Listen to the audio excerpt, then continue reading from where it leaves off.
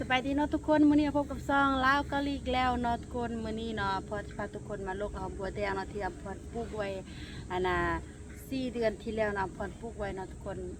ต้นแล้วนะเพราะว่าสิลกมื้อใดก็บ่ทันอันนี้ทุกคนให้ทุกคนเบิ่งเด้นี่อันนี้มันบางส่วนที่อำเภอลกแล้วนะทุกคนอันนี้ลกแล้วอันนี้เพราะนั้นว่าอันนี้ มันจนปงออกแล้วมันจนปงใหม่แล้วฝนตกใส่ทุกมือทุกคนไปลูกอีกพร้อมกันเด้อทุกคน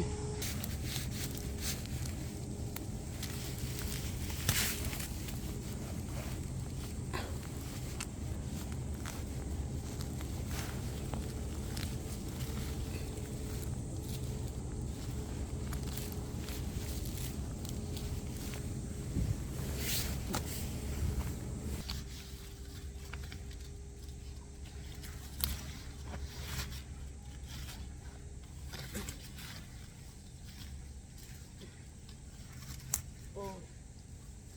โอ้บ่เห็นปะ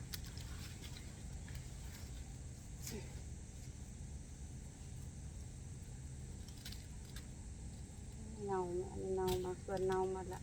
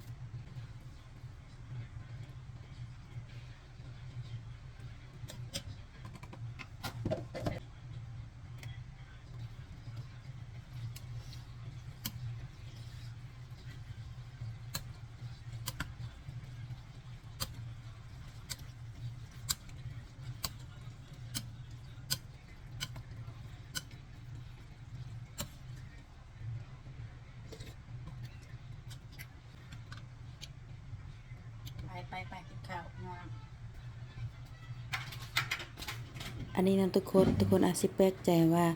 ตอนทำอิฐตอนน้ำพ่นครัวหอมบัวซอยหอมบัวนะจะเห็นเป็นชุดเป็นเสื้อสีอ่อนเนาะแต่ว่าตอนนี้ตอนน้ำพ่นกินมันเป็นเสื้อสีต่างกันเนาะเพราะว่าอัมพรสิมาแจงโน่นนี่เนาะเสื้อสีบัวหันอัมพรเข้าห้องน้ำเนาะล้างมือแล้วบัดนี้มันเปียกก็เลยเปลี่ยนเสื้อใหม่เนาะทุกคนบ่มีหยังหลายเท่านั้นแหละพี่น้อง